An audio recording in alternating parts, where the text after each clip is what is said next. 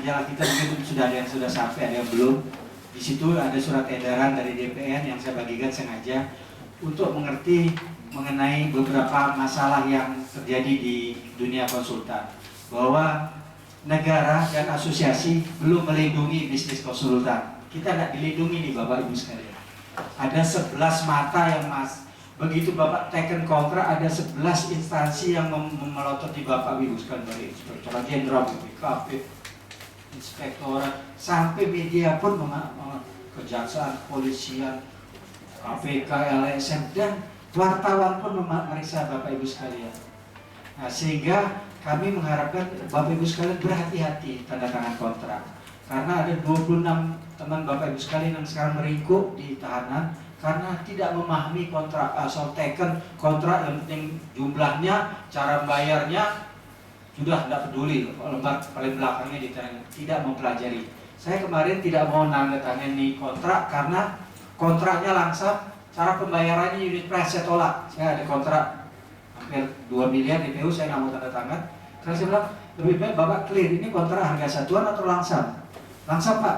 Kalau langsam, kontraknya langsam, sistem pembayarannya termit, dokumen pembayarannya harus sesuai dengan Permen 31. Di situ harus tulis tidak memerlukan bukti alat bukti pembayaran, seperti kalau Bapak Ibu lihat di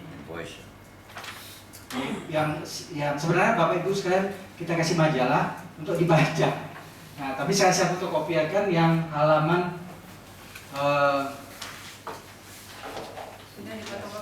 halaman 17 ya. Halaman 17 itu syarat khusus kontrak. Jadi Bapak Ibu harus lihat syarat khusus kontrak. Ini kita ngomong kontrak langsam yang sering menjadi masalah. Syarat khusus kontrak biasanya di bagian N atau G atau O itu ada cara syarat khusus kontrak, yaitu mengenai dokumen yang disyaratkan untuk pengajuan tagihan pembayaran, huruf O di sini. Kadang-kadang dia tergantung itu.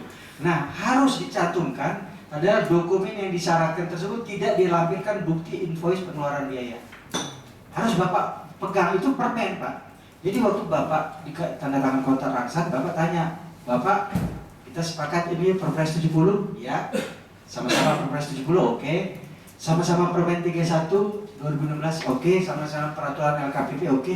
Nah, harus mengikuti kaidah-kaidah. Jangan sampai Bapak di kontraknya langsam, tetapi di cara dokumen yang disyaratkan untuk pembayaran unit price Bapak ditulis harus melampirkan bukti. Karena kontrak itu adalah berdata Pak. Tidak ada yang bisa mengubah antara Bapak dan pengguna dan penyedia jasa kecuali Bapak berdua. Itu tercermin di konsul Bapak. Kalau ada kesalahan, dia akan diadukan adalah dengan pengadilan negeri sini, itu menandakan perdata. Sehingga banyak teman-teman yang tidak memahami kontrak, akhirnya terjeblos masalah kontrak. Sengaja saya datang mengharapkan direksi yang hadir dalam setiap pengambilan data, minimal sekali dalam kepedulian saya, supaya kita pernah bertemu, sehingga Bapak bisa nanti memberikan keluhan kepada kami apa-apa yang menjadi masalah. Pak Peter, masalah billing rate, nanti saya ceritakan mengenai billing rate. Kontrak, saya kembali ke kontrak, sehingga Bapak Ibu sekalian, kalau kontraknya langsam atau unit price ya ikuti kaidah unit price. Kontrak DB, desain and build, ini Pak Yudi, Sekretaris Inkido DKI, Pak Yudi Setiabudi. Enggak Pak Yudi. Sehingga kalau Bapak kontraknya desain and build, Bapak harus mengikuti kaidah desain and build. Bapak EPC harus mengikuti kaidah EPC.